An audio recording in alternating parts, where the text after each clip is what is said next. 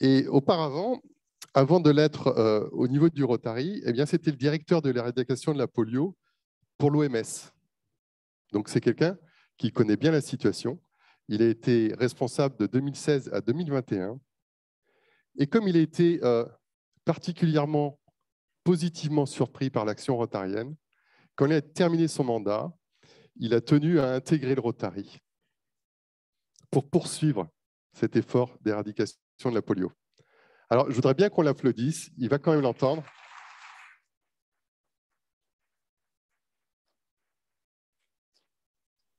Est-ce que tu as entendu ces applaudissements, Michel, ou pas, avec le retour, ce qui n'est pas évident? J'ai entendu très bien, je te remercie. Est-ce que vous m'entendez, vous? On t'entend parfaitement.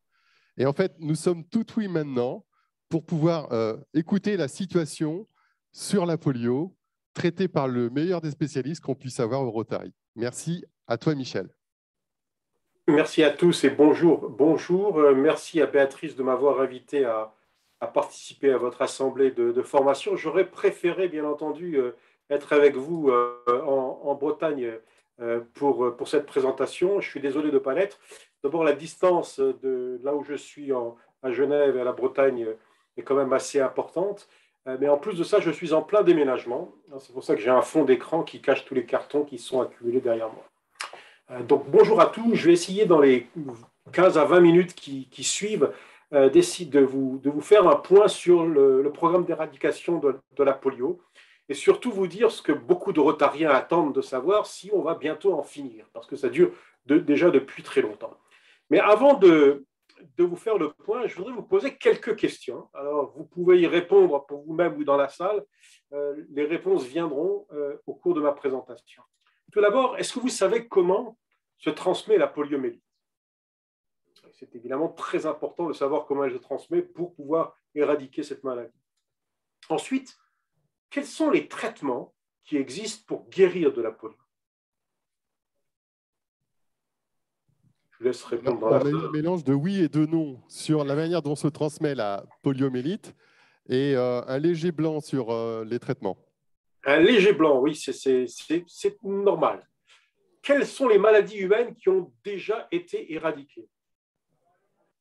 Ah, variole.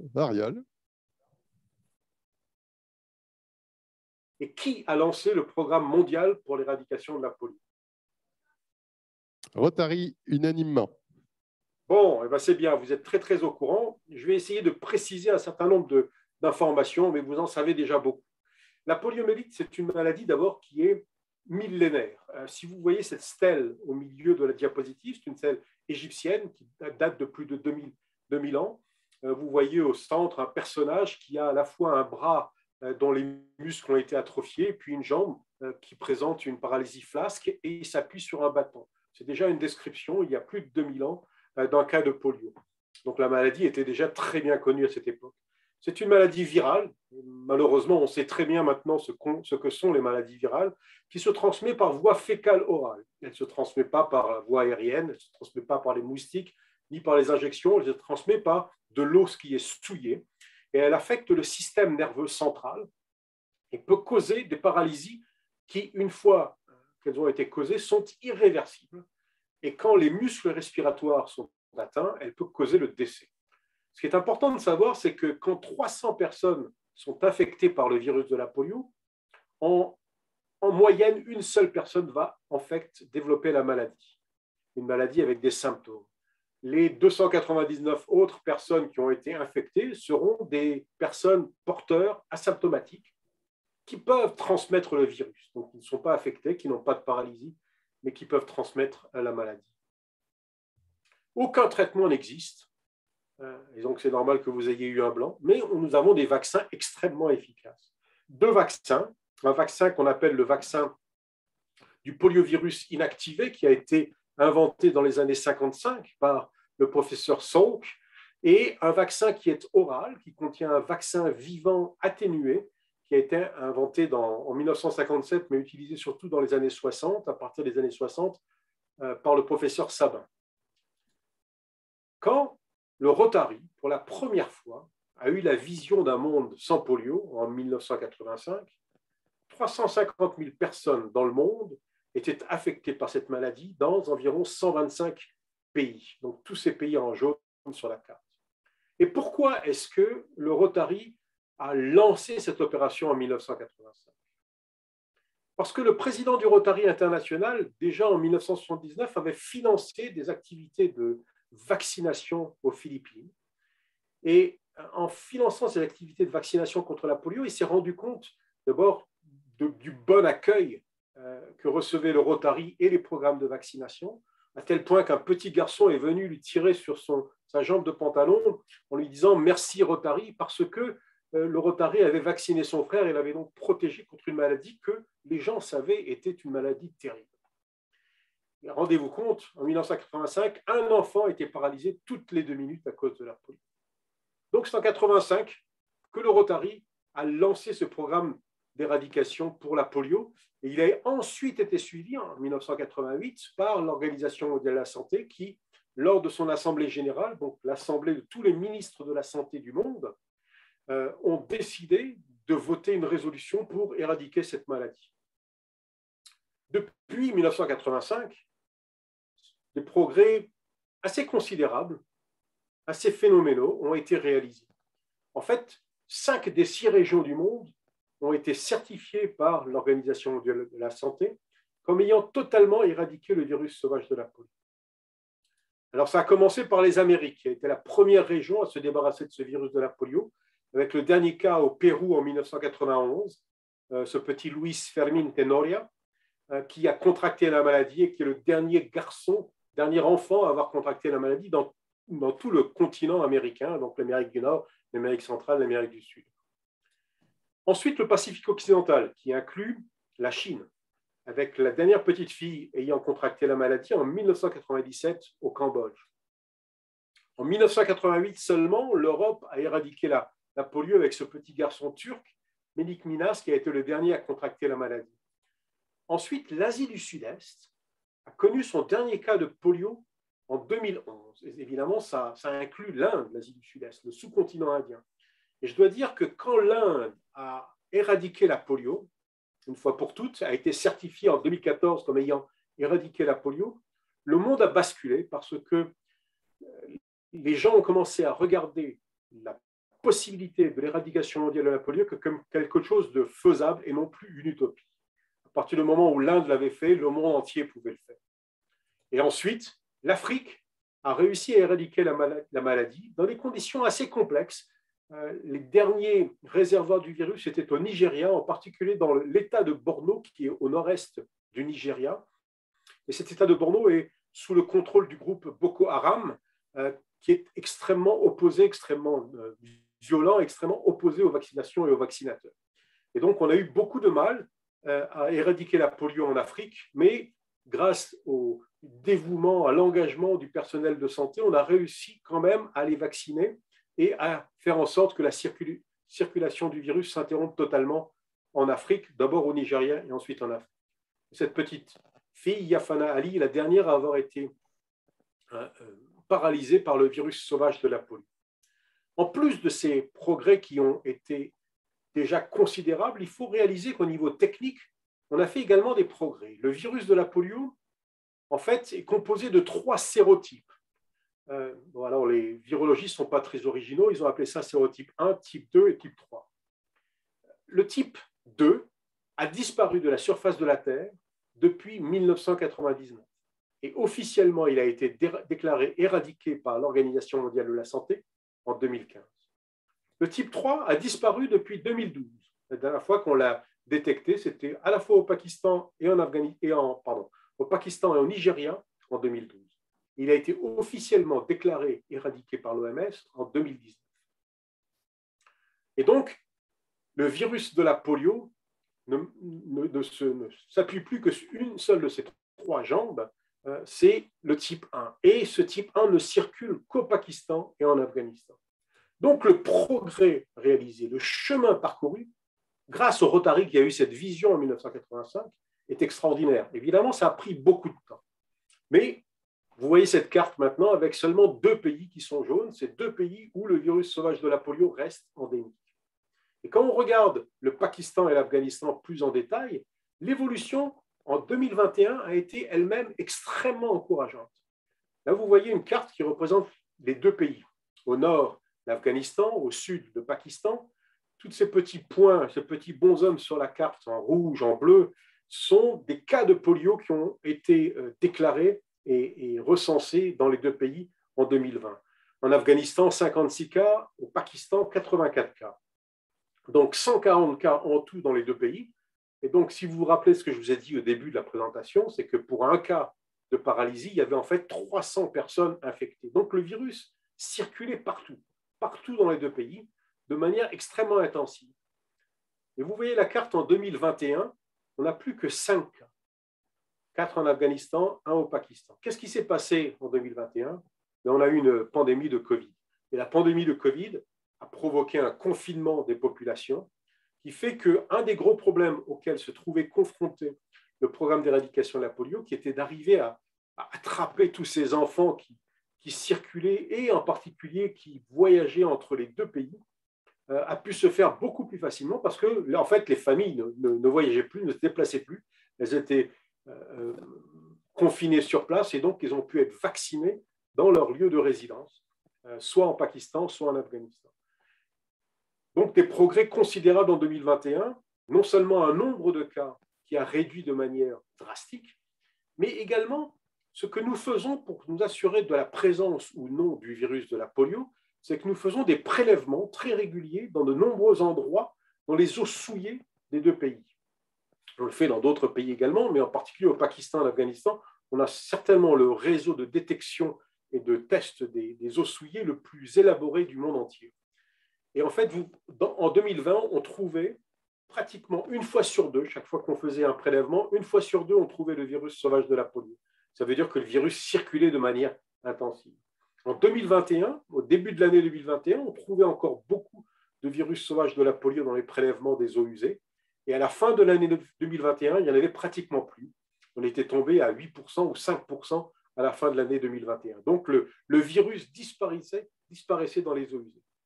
Et le troisième aspect extrêmement positif, si vous voyez le nombre de couleurs qui représentent des cas, ces nombres de couleurs différentes, ces couleurs différentes représentent des lignées génétiques qu'on détermine par séquençage du virus. Et vous voyez qu'en 2020, le nombre de lignées était 7 lignées génétiques différentes, alors qu'en 2021, on était tombé plus qu'à 2 différentes lignées génétiques. Donc, il y a non seulement moins de cas, moins de détection dans le virus, mais aussi un appauvrissement de la diversité génétique du virus. Le virus est réellement en train de perdre la guerre, il est en train de s'appauvrir, mais il lutte encore pour survivre.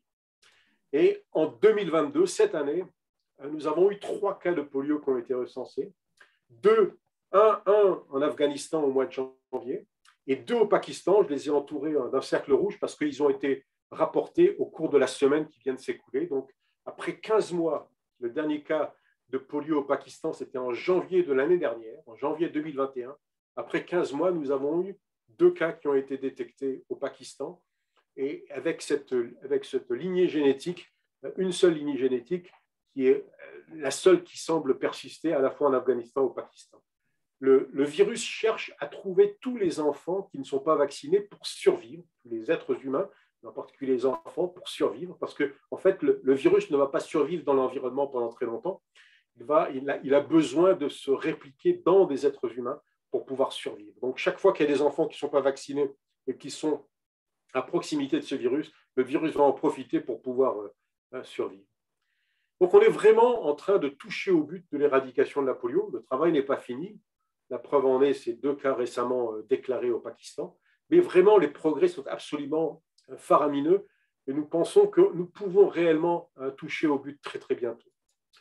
Alors, une complexité du programme, c'est que le virus sauvage de la polio disparaît, je vous l'ai montré, mais nous avons ce que nous appelons des cas de polio causés par le virus circulant dérivé de la souche vaccinale. Vous voyez toutes ces taches vertes en Afrique en particulier. Alors, de quoi s'agit-il?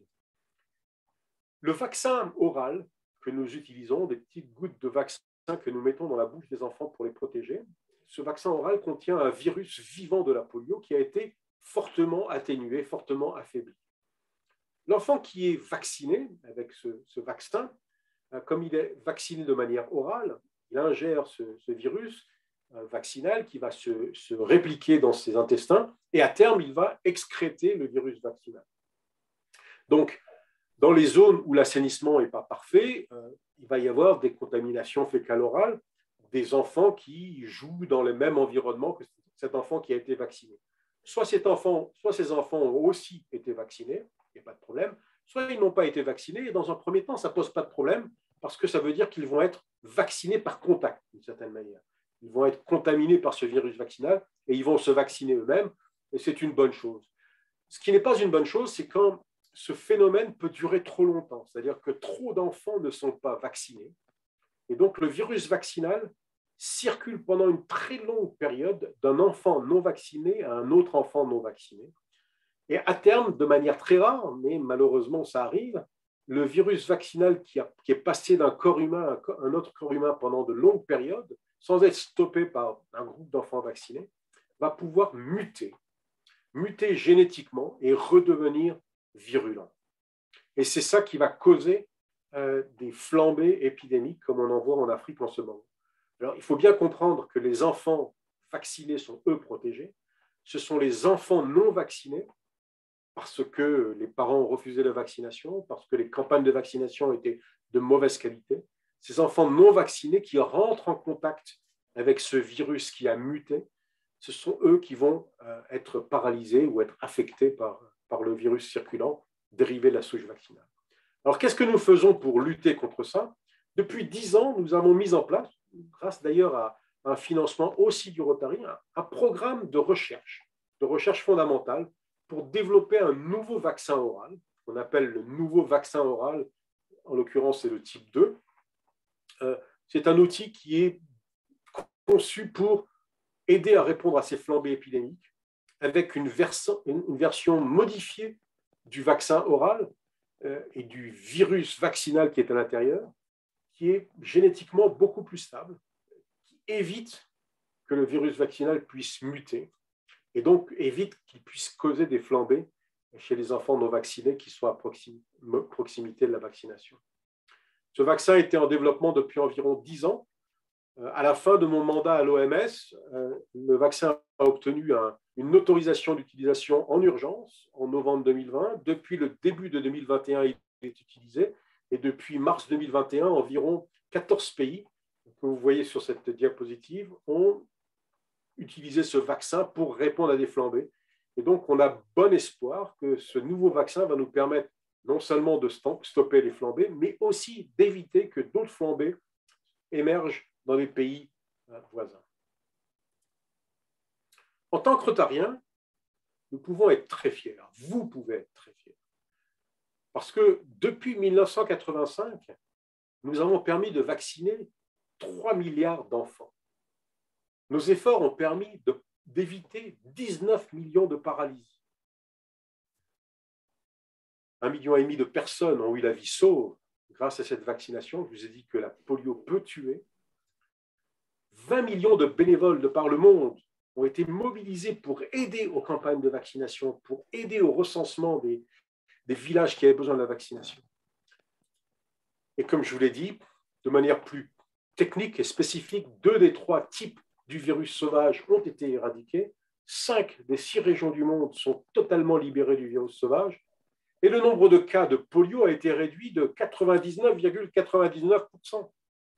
Mais attention, ce n'est pas 100%. Tant qu'il y aura ce 0,01% qui reste, ça veut dire qu'on n'a pas éradiqué le virus et qu'on risque encore des flambées de par le monde. En plus de nos efforts et de nos progrès réalisés pour éradiquer la polio, nous avons mis en place, grâce à nos financements, grâce à notre expérience, une infrastructure qui sert bien au-delà du programme d'éradication de la polio. Le dernier exemple a été la pandémie de Covid-19. Quand la pandémie a frappé, le programme a décidé de suspendre ses campagnes de vaccination. Pourquoi? D'une part, parce qu'on ne voulait pas que le programme soit responsable d'une aggravation de la situation avec la Covid. Donc, il était important de ne pas envoyer des campagnes de vaccination partout dans les villages à un moment où on ne savait pas trop comment la Covid se transmettait, etc. Mais en plus de ça, notre personnel est un personnel médical extrêmement expérimenté, habitué à travailler dans des conditions difficiles, et donc il pouvait être mis au service du programme de lutte contre la Covid des ministres de la Santé, des ministères de la Santé. Donc on a aidé à identifier les cas de Covid, on a aidé à la confirmation des cas avec nos laboratoires qui testent les virus, on a aidé à sensibiliser les communautés et à les former aux gestes barrières. On a aidé à coordonner la réponse à la pandémie, former le personnel de santé, tracer les contacts. Tous ces efforts ont été mis en place grâce au programme d'éradication de la polio, au personnel en charge de l'éradication de la polio, qui avait mis en pause son programme d'éradication de la polio pendant environ 4 mois, de mars à juin, juillet de 2020. En fait, on a arrêté l'activité de la polio. Pendant ce temps, malheureusement, le virus de la polio a progressé, mais on a aidé, on a répondu à l'urgence de santé publique que représentait la Covid dans beaucoup des pays où nous sommes présents. Le risque persiste. Je vous ai dit 99,99%, mais le risque persiste. Tant qu'il y a un virus qui circule, il peut circuler partout. Et je pense qu'on en a eu un exemple très clair avec la Covid. Si le virus circule quelque part, même à un niveau très très faible, si on arrête nos efforts pour le contrôler, pour l'éradiquer, eh bien, il peut voyager très rapidement. Il peut voyager et représenter à nouveau un danger pour le monde entier. Et le voyage de ce virus, un exemple très concret, c'est qu'en novembre 2021, une petite fille de 30 mois qui vit au Malawi, qui est donc un pays de l'Afrique australe, a été paralysée par le virus sauvage de la polio. Alors, je vous ai dit, l'Afrique a éradiqué le virus sauvage de la polio. Mais ce virus de la polio, en fait, avait été importé du Pakistan. Le séquençage génétique nous a permis de déterminer qu'il venait de Karachi, au Pakistan. Cette petite fille, malheureusement, n'avait reçu qu'une seule dose de vaccin, donc n'était pas protégée contre la polio parce que, en raison de la pandémie, les programmes de vaccination avaient été affectés et donc elle n'avait pas reçu sa deuxième et sa troisième dose de vaccin. Et donc, on voit bien ici que tant que le virus va survivre quelque part, avec les voyages internationaux, avec les déplacements, il peut encore frapper. Un autre exemple, c'est que début février, à Jérusalem, en Israël, un enfant qui n'était pas vacciné du tout a lui été paralysé par un virus circulant dérivé de la souche vaccinale de type 3. Et depuis, on a d'ailleurs une quinzaine de détections du virus, pas de cas, mais une quinzaine de détections du virus à la fois en Israël et dans les territoires palestiniens. Ce virus dérivé de la souche vaccinale de type 3 circule et le pays va être amené à lancer des campagnes de vaccination pour stopper cette transmission. Mais il est extrêmement important de ne pas se relâcher, pas relâcher les efforts. On touche au but, on touche réellement au but. On n'a jamais été à un niveau si bas de polio de par le monde. Mais finir le travail, et il est important de le finir pour éviter qu'on ait gâché tous ces investissements qu'on a fait à ce jour, finir le travail coûte extrêmement cher. Il faut continuer tous les ans à vacciner environ 450 millions d'enfants dans environ 60 pays qui sont des pays vulnérables, pour éviter justement que si le virus de la polio venait à être importé dans ces pays, il se réinstalle et puisse en fait créer une nouvelle endémie, un nouveau pays endémique avec cette circulation. Donc il faut vacciner avec des campagnes de vaccination pour toucher tous les enfants, pour éviter d'avoir perdu les investissements qu'on a fait à ce jour. Il faut aussi financer des centaines de milliers de vaccinateurs qui vont aider à ces campagnes de vaccination. Et puis, il faut continuer à chercher le virus avec les laboratoires, avec la surveillance épidémiologique, à la fois des cas de paralysie, mais aussi dans les eaux usées, pour s'assurer que si on dit qu'il n'y a plus de polio, il n'y a vraiment plus de polio, on a vraiment testé, on s'assure qu'il n'y a plus de polio. Le meilleur exemple, c'est les 15 mois qui viennent de s'écouler, on n'a pas eu de polio au Pakistan. Depuis janvier 2021, on n'avait aucun cas de polio au Pakistan et on ne détectait pas le virus dans les eaux usées. Et puis, la semaine dernière, on a eu 2 cas qui ont été rapportés du Nord-Waziristan. Donc, il y avait une circulation à très bas niveau du virus de la polio. Et c'est parce qu'on avait une surveillance qui avait continué et une campagne de vaccination qui continue qu'on peut effectivement détecter ces cas et éviter que le virus ne se propage à d'autres provinces.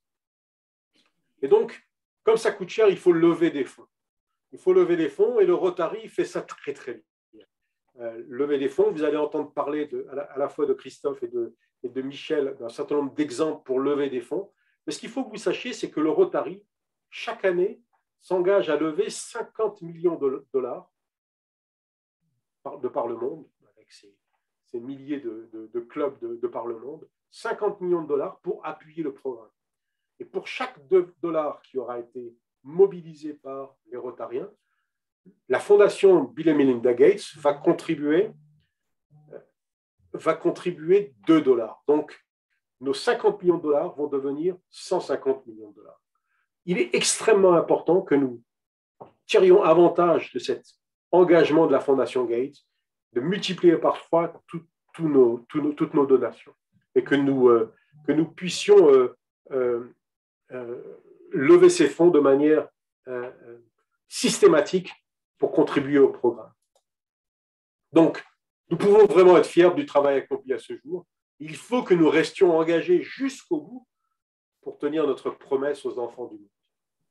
Et donc, dans ce contexte, il y a sans doute beaucoup de présidents élus dans votre assemblée de formation. Je suis moi-même président élu pour l'année à venir. Et dans mon district, j'ai lancé un défi aux présidents élus. Je veux croire que l'année qui vient, l'année pendant laquelle nous serons présidents de notre club, on pourra détecter le dernier cas de polio ou la dernière détection dans les eaux usées. Et pour que nous puissions dire que nous avons contribué à cet effort jusqu'au bout, je lance un défi aux présidents élus de faire mieux encore, de se mobiliser pour lever des fonds et pour faire mieux encore que ce qu'ont fait nos prédécesseurs de l'année 2021-2022. Prenons comme point de départ la quantité de fonds qu'ils ont levés, à la fois au niveau des Rotariens eux-mêmes, leur contribution personnelle, des clubs, les contributions des clubs, mais aussi ce que le district a pu faire en désignant une partie de ces fonds spécifiques de district pour lever des fonds. Et faisons mieux encore l'année prochaine, pendant notre année rotarienne, pour contribuer à l'éradication de la polio. Voilà, je vous remercie infiniment. Je vous souhaite une très bonne... Merci Michel. Rien. Tu as parlé de défis. Ça nous cause le défi. Alors maintenant, je vais vous inviter à prendre votre téléphone. Tous ceux qui vont vouloir voter vont pouvoir voter. Vous prenez juste votre téléphone. Alors, deux possibilités. Ceux qui sont habitués à flasher un QR code, vous flashez le QR code. Ça vous emmène sur un site Internet. Les autres, vous tapez dans votre navigateur sur Google, Firefox, ce que vous avez, live.voxvote.com.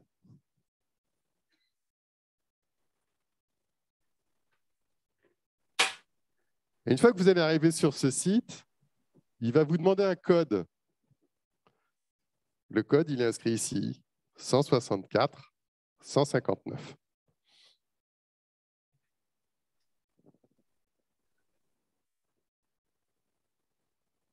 Alors, la question, c'est est-ce que j'envisage, est-ce que je souhaite relever le défi Polio Plus que vient de nous lancer Michel et que le Rotary nous impose finalement. Mais le choix, c'est à nous de le faire.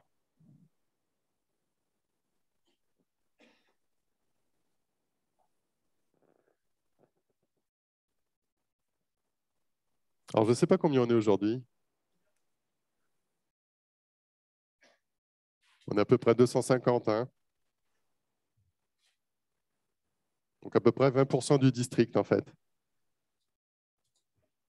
À peu près 20% du district. C'est des chiffres.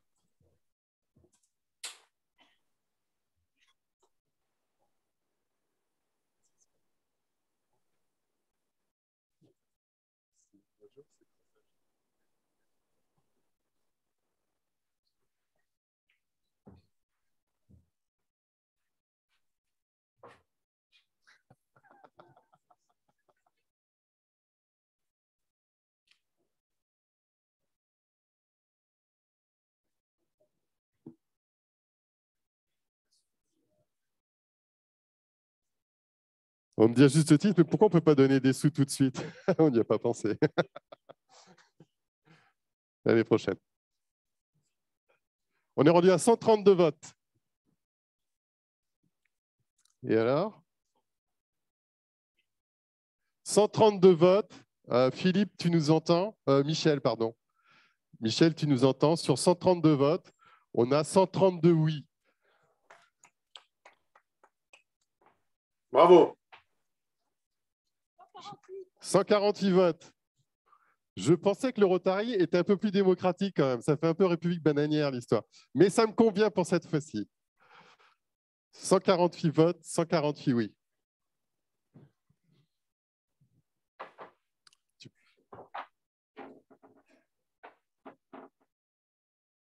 On va vous les afficher à l'écran quand même pour avoir... Alors derrière, je ne vous explique pas la pression pour Pierre. Hein. On est en train de switcher la visio, la projection du site, plus le système de sondage, capture d'écran et affichage maintenant. Pour lui, là, ce n'est pas de la rigolade.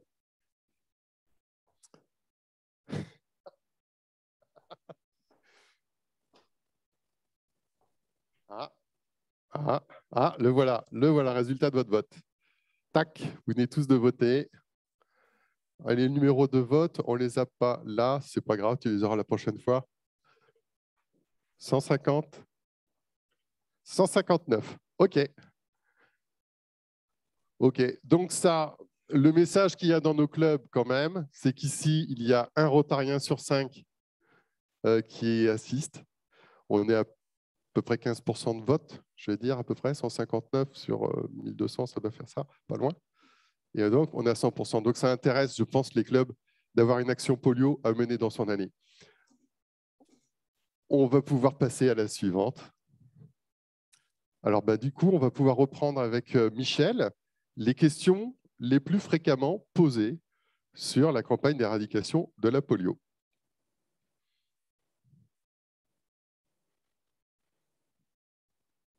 Alors, est-ce que Michel va pouvoir revenir avec nous? Je suis là. Hein. Super. Donc, tu as un peu pu suivre le... Pas en direct, mais presque. Enfin, oui, mais juste audiophoniquement. 159 votes et 159 qui sont OK pour relever le défi sur 250 participants qui sont présents. C'est merveilleux. Et il y a maintenant, si, je t'invite, si tu veux, à visiter les questions les plus fréquemment posées ensemble assez rapidement. Je ne sais pas si tu les vois à l'écran. Oui, les données sont-elles réelles? Alors, les données sont réelles, c'est-à-dire qu'il n'y a pas de, je dirais, de fake news. Hein. Il y a un effort extrêmement intense pour trouver tous les cas de polio. On a un réseau de personnel qui va détecter les cas de polio, c'est-à-dire les enfants paralysés, extrêmement intense dans tous les pays, dans toutes les zones. Et ce que vous pouvez imaginer, c'est des parents qui ont un enfant qui tout d'un coup ne peut plus marcher, alors dans un premier temps, bien entendu, ils vont peut-être aller voir de la médecine traditionnelle, des guérisseurs. Mais très rapidement, si les guérisseurs, évidemment, ne peuvent rien faire pour leur enfant, ils vont aller vers le système de santé. Et ce système de santé va déclarer ensuite un cas probable de polio qui va provoquer une investigation, un prélèvement d'échantillons de sel pour savoir si le virus de la polio est présent ou non. Donc, les données sont réelles, en plus de ces cas de polio, parce qu'on peut rater des cas de paralysie, ou alors le cas de paralysie peut avoir été détecté trop tard et le virus n'est plus présent dans les selles. En plus de ça, ce que nous faisons, c'est que, comme je vous l'ai dit, on prélève des échantillons dans les eaux usées, un peu partout dans le monde maintenant, et en particulier dans les zones où on craint que le virus circule, et on fait des prélèvements extrêmement fréquents. Et au Pakistan, en Afghanistan, on en fait toutes les semaines, dans environ 130 sites de par les deux pays pour détecter le virus. Et on a vu que la détection du virus sauvage dans les eaux usées a diminué de manière drastique. On est passé de 50% de prélèvements positifs au début de l'année 2021. À la fin de l'année 2021, on n'était plus qu'à 8%. En 2022, on était à 0%, jusqu'à la détection en avril de ce virus au nord Waziristan. Les données sont le plus réel qu'on puisse imaginer, mais on peut toujours rater des cas de polio. Et c'est pour ça que la certification par l'OMS de l'éradication, ça a été dans les Amériques, en Europe, en Asie, etc., ne peut se produire qu'au bout de 3 ans après la dernière détection du virus. Donc, on va attendre 3 ans en faisant la surveillance, en vaccinant. Et si on ne détecte plus le virus, là, on pourra dire vraiment que la probabilité que le virus ait survécu est pratiquement nulle. Donc, les données sont réelles. OK. Alors, Michel, je vais t'inviter à essayer d'être plus rapide dans les prochaines réponses pour qu'on puisse avoir la présentation des actions. Je sais que c'est une gageure de te le demander, mais bon. Pourquoi cela coûte si cher alors qu'il y a si peu de cas? Je vous l'ai dit très rapidement, on ne peut pas se permettre d'arrêter la vaccination, même s'il n'y a que des cas qu'au Pakistan, parce que le virus voyage. Donc, il faut vacciner, continuer à vacciner tous les ans, 450 millions d'enfants dans environ 60 pays.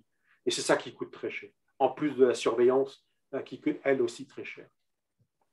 Alors, on voit une photo à l'écran, là, avec ses petits doigts, avec cette tache d'encre.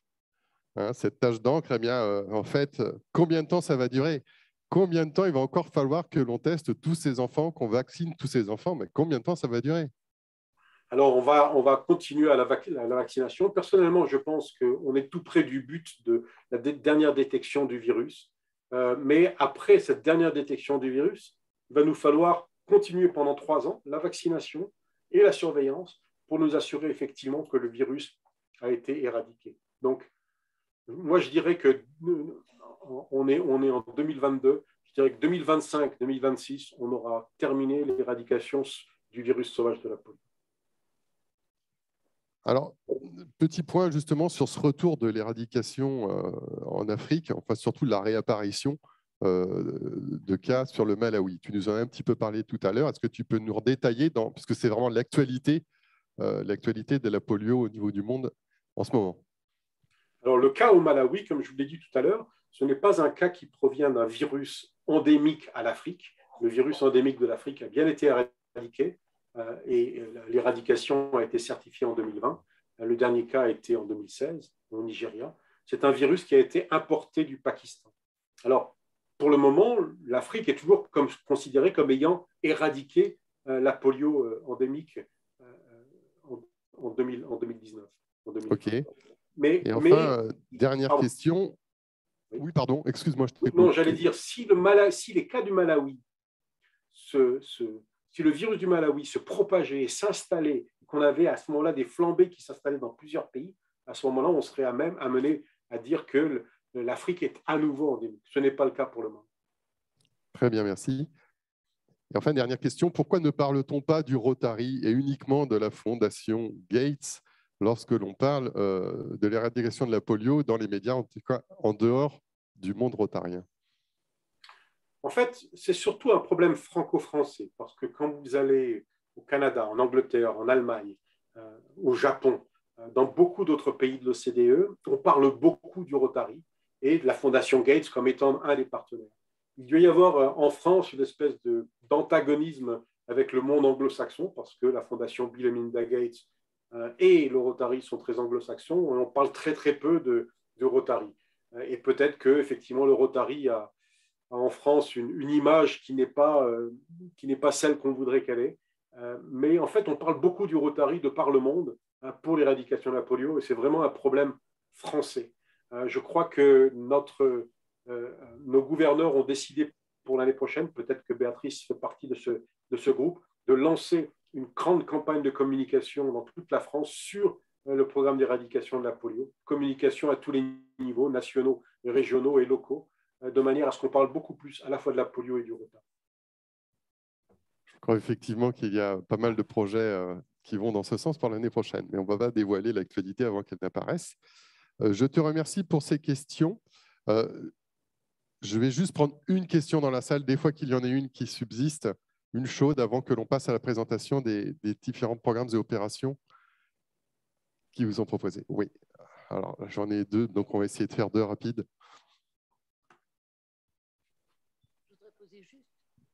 Je voudrais juste te poser une seule question. Pourquoi n'a-t-on jamais réessayé de reprendre le virus inactivé au lieu de prendre le virus oral, pas le vaccin oral? Alors, le vaccin inactivé est utilisé maintenant. Il a commencé à être utilisé en 2014-2015 dans les programmes de vaccination. Ce vaccin inactivé, il est extrêmement sûr et il ne cause pas ces flambées. Mais malheureusement, il est plus cher d'abord, donc c'est pour ça qu'on a tardé à l'utiliser. Il est plus compliqué à administrer parce qu'il faut l'injecter, il faut donc du personnel médical formé aux injections, alors que le vaccin oral, c'est des volontaires peuvent le donner. Et puis, plus important, le vaccin inactivé permet de protéger l'individu qui est vacciné, mais n'empêche pas la transmission de personne à personne. Alors que le vaccin oral est celui qui peut, quand les enfants sont vaccinés, stopper totalement la transmission. Et donc, si on veut éradiquer le virus, on ne peut pas utiliser uniquement le vaccin inactivé. Il faudrait le vaccin inactivé plus un assainissement extraordinaire que beaucoup de ces pays n'ont pas. Il faut le vaccin oral et ensuite, quand le virus sera éradiqué, passer complètement au vaccin inactivé comme nous le faisons dans nos pays actuellement. On a eu une épidémie en Israël en 2015, qui était une épidémie qui circulait, où le virus sauvage circulait dans toute la population. On n'a pas eu de cas, mais par contre, le virus circulait pendant environ 13 ou 14 mois parce que la population était uniquement vaccinée avec le vaccin inactif. Donc, on ne peut pas stopper la circulation avec le vaccin inactif. Okay, merci beaucoup. On peut l'applaudir. Hein? Merci, Michel.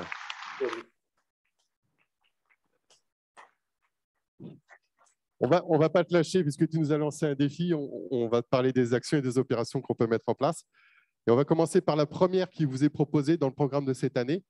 Alors, tous les présidents ont reçu un petit agenda. Et au dos de cet agenda, il y a le programme qui est marqué tout au long de l'année. Comme ça, ils peuvent toujours s'en souvenir. Et on va commencer par la première des actions que l'on vous propose, qui vous est proposée. C'est celle du Cercle Polio Plus, et pour ça, j'appelle Christian Lepoder, que l'on peut applaudir.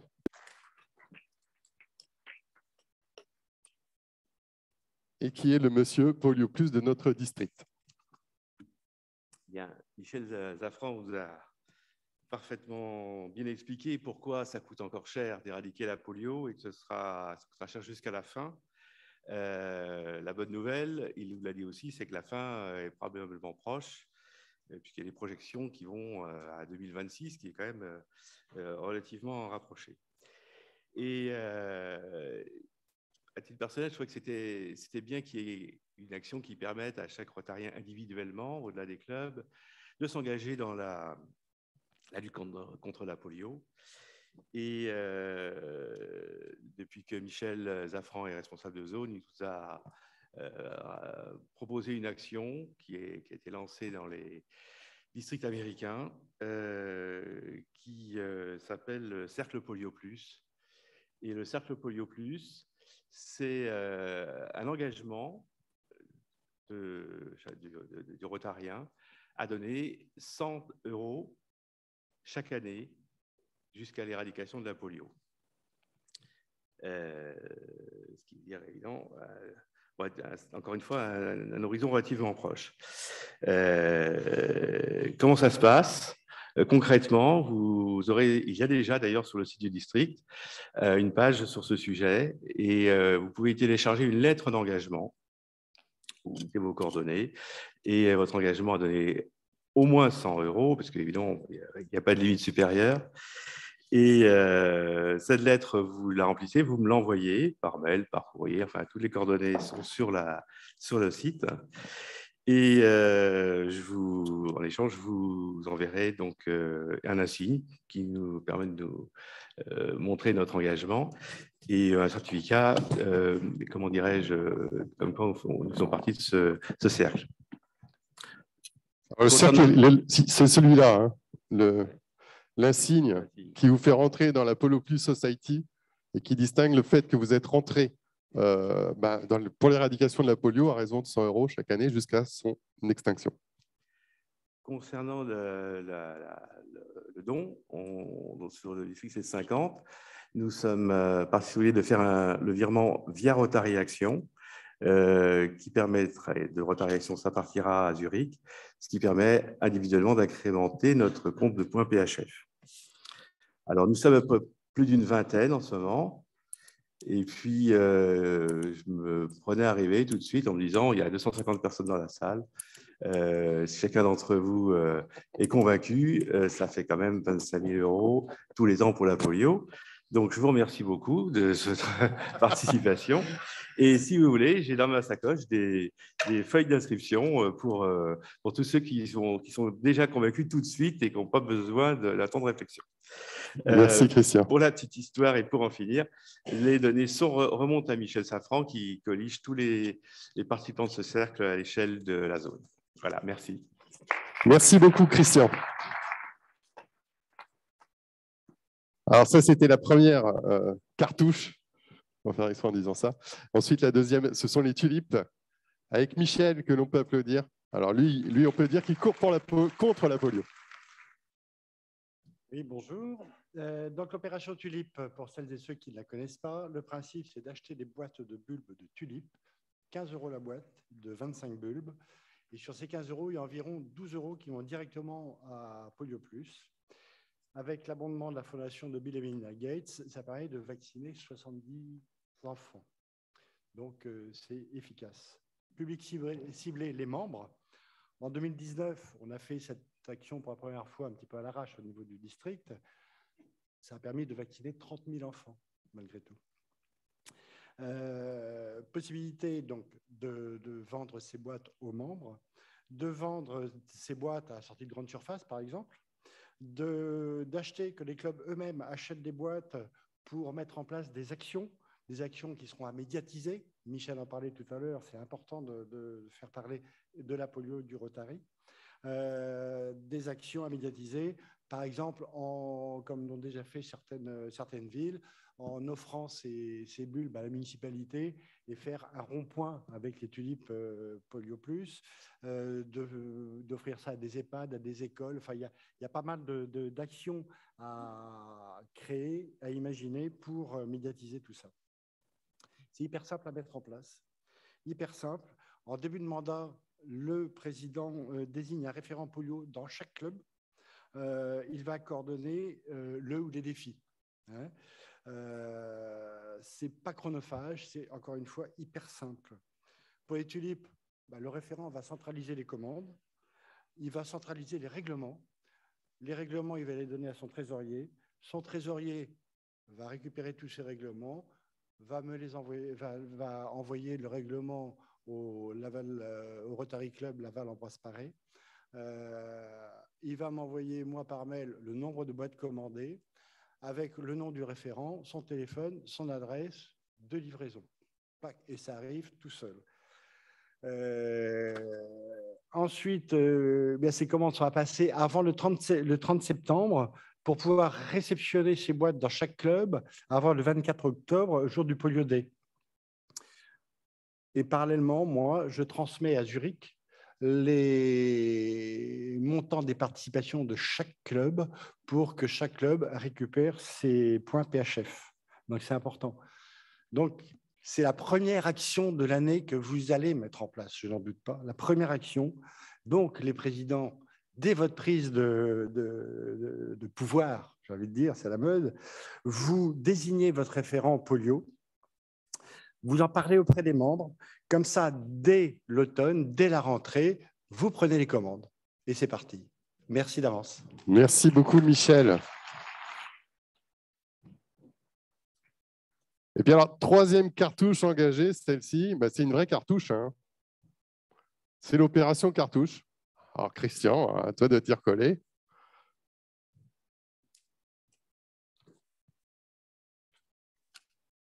Ah oui, c'est assez incroyable. Moi, j'ai découvert que non seulement ça se recyclait, les cartouches d'encre, l'imprimante, mais que ça fait en plus une valeur marchande. Et nos voisins du district 1510, l'année dernière, ont lancé une opération de recyclage des cartouches vides et qui se fait de façon que l'on va s'approprier cette année et qui va être même diffusée sur l'ensemble de la zone.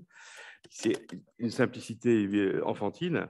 Le principe, c'est de collecter des cartouches, alors celles qu'on sort de nos imprimantes, ou des entreprises ou des collectivités locales, voire même d'établissements qui font de la collecte déjà. Alors, des fois, ils ont un circuit de recyclage, mais les meilleurs négociateurs, c'est lesquels, les rouges ou c'est les jaunes, vont pouvoir aller trouver ces entreprises pour récupérer les cartouches qu'ils auront collectées.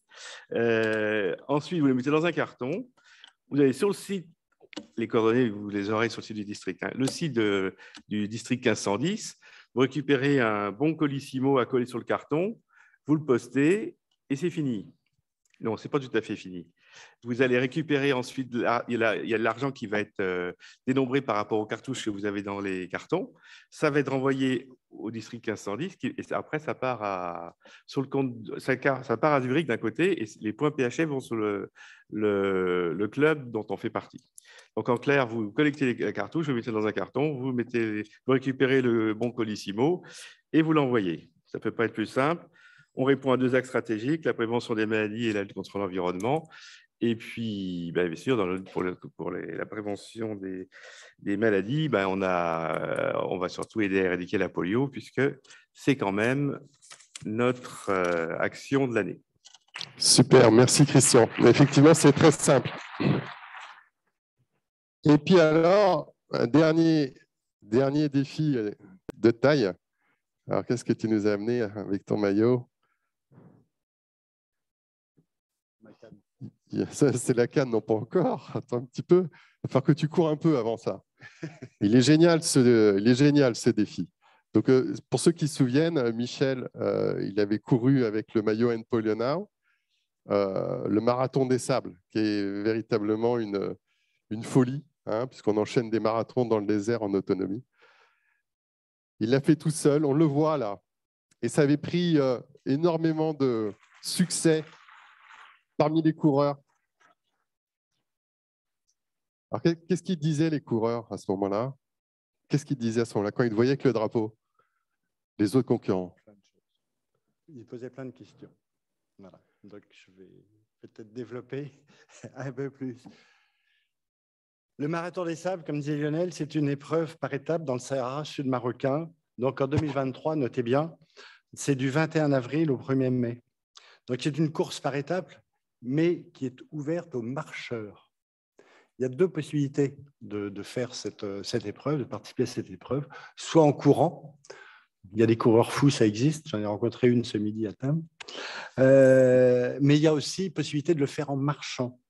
Un bon marcheur, honnêtement, en bonne santé, avec un peu d'endurance, un petit peu d'entraînement, peut participer au marathon des sables. C'est hyper bien organisé. J'ai participé en 2013 et 2019. Il y a autant de bénévoles que de participants, 1200 à peu près. Il y a 2 hélicoptères, des médecins, des infirmiers, des podologues, kinés, etc. Tout ça, c'est pour vous rassurer. Alors, effectivement, c'est dans le désert. Il y a un peu de sable. Il fait un peu chaud. On est en autonomie complète, donc on porte un sac d'une dizaine de kilos. Mais ça se fait vraiment bien. Donc, ça, Lionel, eh bien, il est là. En 2019, il y avait un seul drapeau. C'est celui-là, dans le désert. Il y a eu donc j'ai eu un nombre incalculable de demandes sur cette signification. Personne ne connaissait Emporio Now. J'en ai parlé aux Français, aux étrangers. Il y a une visibilité incroyable. C'est-à-dire que vous prenez toutes les photos, vidéos du Marathon des Sables en 2019, on voit le drapeau. Quand on le connaît, on sait que c'est lui. Quand on ne le connaît pas, il suffit de lire. Donc, il y a une grosse visibilité. Et sur le site, mais aussi dans les médias, les journalistes sont friands de cette communication. En 2019, ce drapeau a permis de vacciner 30 000 enfants. Donc, I have a dream. I have a dream. C'est qu'on soit plusieurs sur la zone à porter ce drapeau pendant le marathon des sables. Vous êtes prêts? Prêts? Ah, super, voilà déjà une. D'accord? Donc, je n'ai pas dit sur le district, mais sur la zone. Donc, comment on fait pour lever des fonds? Eh bien, on a un site Alvarum, là, qui est en bas, ce qui a été référencé. Donc, le Rotary a été référencé sur Alvarum, et c'est une cagnotte. Et après, ce sont nos réseaux personnels, les réseaux sociaux, les réseaux de vous tous et nous tous les Rotariens, qui permettent d'abonder 10, 20, 50, 100 euros. Donc, c'est hyper simple à mettre en place. Évidemment, je serai là pour vous aider aussi. Un petit écueil qui peut faire réfléchir certains, en plus du sable, de la chaleur et de l'effort, c'est le prix d'inscription. Il est de 3 390 €, tout compris, je vous rassure, avec l'avion, etc., etc. Donc, ça peut être un frein. En 2013, c'était un frein pour moi. J'ai levé ce frein en allant voir des partenaires. Donc, j'étais sponsorisé et j'ai un sponsor. Tu me donnes, forcément les copains qu'on va voir dans ces cas-là, j'ai dit, tu me donnes 1000, il y a 500 qui vont à l'association. Donc, comme ça, c'était très clair entre le partenaire et moi. Ça m'a permis de financer ma participation, mais aussi de financer, à l'époque, c'était pour vaincre la mucoviscidose. Voilà. Donc, j'ai vraiment un rêve, ce sont des tentes de 8, c'est qu'on soit 8 sur la zone à participer à ce marathon des sables. On ferait une équipe, ce serait extraordinaire. Donc, communiquez, parlez, et puis pour les entraînements, vous m'appelez, vous n'hésitez pas. Merci Michel. Alors, en fait, on a Michel qui a lancé un défi à Michel et un autre Michel qui lui relance un défi. Parce que le responsable au niveau de la zone sur la polio, c'est toi, Michel Zafran. Absolument. J'allais dire à Lionel à Michel, pardon, on peut mettre un article dans la prochaine lettre d'information sur la polio pour inviter les marcheurs ou les coureurs de la zone à s'inscrire, à s'enregistrer et à se mettre en contact avec Michel pour former cette équipe de 8. Merci Michel. Super, merci.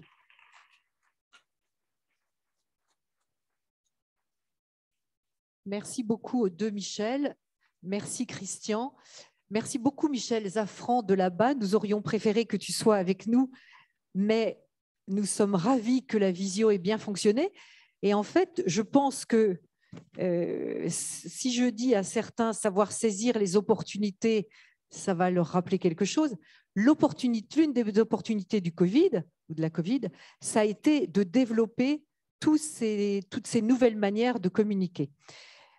Michel, je me dis que les Rotariens qui ont eu cette idée de vacciner contre la polio en 1985 avaient un rêve qui était complètement fou. Aujourd'hui, Jennifer Jones nous demande d'imaginer le Rotary. Elle nous demande de rêver. Et moi, j'ai ce rêve cette année, vraiment, que tous les clubs du district, tous les Rotariens du district soient sensibilisés à ce sujet. Ce sujet, c'est la polio, mais c'est aussi la preuve que grâce au Rotary, on peut faire de belles choses. Grâce à la fondation, on peut aller bien plus loin que ce qu'on pouvait imaginer au départ. Donc, je croise les doigts. J'espère que vous nous suivrez tous. J'espère qu'avec Michel Porel, il y aura au moins 7 personnes. Au départ, j'avais même rêvé 2 tentes, mais bon. Déjà, je ne suis pas rouge, je ne suis pas la couleur rouge, je ne crois pas. Mais bon, déjà une tente, pas à pas. S'il y avait une tente Polio Plus, ce serait formidable. Et je voulais aussi vous dire, par rapport à ce que Michel Zafran disait tout à l'heure, c'est que le hasard est assez étonnant. Moi, j'ai toujours rêvé d'aller faire une campagne de vaccination. Je ne l'ai pas fait pour différentes raisons, notamment raisons professionnelles. Je n'ai pas dit mon dernier mot. Mais peut-être que ce gouvernorat, en fait, il est fait pour ça. Il est fait pour me faire franchir un pas vers la polio. Donc, et dans notre promo, nous sommes tous très concernés à tel point que notre promo de gouverneur s'appelle, puisque les promos de gouverneur se nomment en général, et nous avons choisi quasiment automatiquement le nom de Jonas Salk, qui est donc l'inventeur d'un des vaccins contre la polio. Donc voilà aussi différentes raisons qui font que la polio est un vrai sujet. Yes, on te suit, Béatrice. Mais alors, comment on va te suivre? Eh bien, c'est simple. On a ce programme qui nous est proposé. Et puis, le mieux, c'est de savoir quelles sont vos opinions. C'est ça un peu le nerf de la guerre. Ça vous permettra aussi dans votre club de dire voilà ce qui s'est passé et puis voilà ce qui ressortait des consultations. Donc, vous connaissez l'histoire, vous allez sur live.voxvote.com ou vous scannez le QR code à droite Ce petit code en dessous, 164, 159. Et là, vous élisez les actions auxquelles vous aimeriez participer.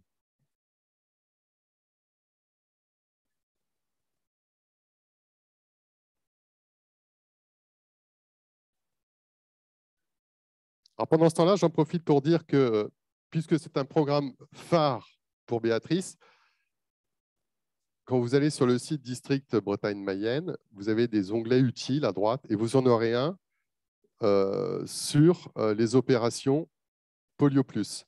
Et quand vous cliquerez dessus, vous retrouverez toutes les modalités de ces 4 opérations qui vous sont proposées.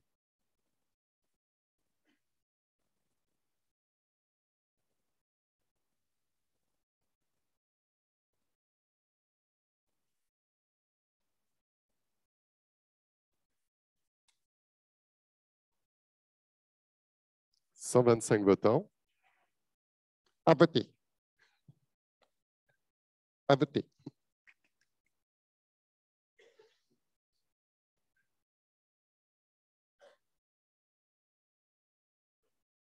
140.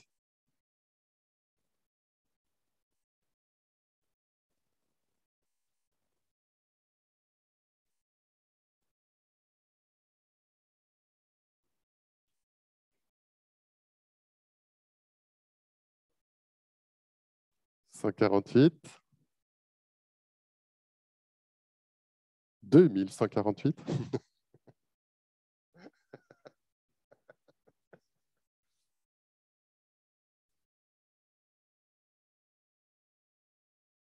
C'est bon? Hein? 151 votes. Allez, on va afficher les résultats. Christian, Michel, vous allez savoir quel boulot vous allez avoir à faire pendant l'année 2022-2023. Oui, si vous avez été convaincant ou pas, mais ça, j'en doute pas. Voilà, l'opération Tulipe.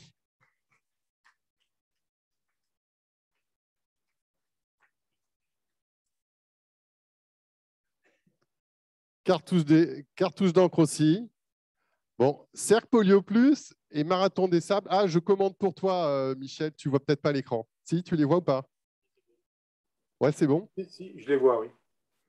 Donc, en fait, l'opération Tulipe, franchement, ça marche très, très bien, autant que le cartouche d'encre. Vous y êtes très sensible.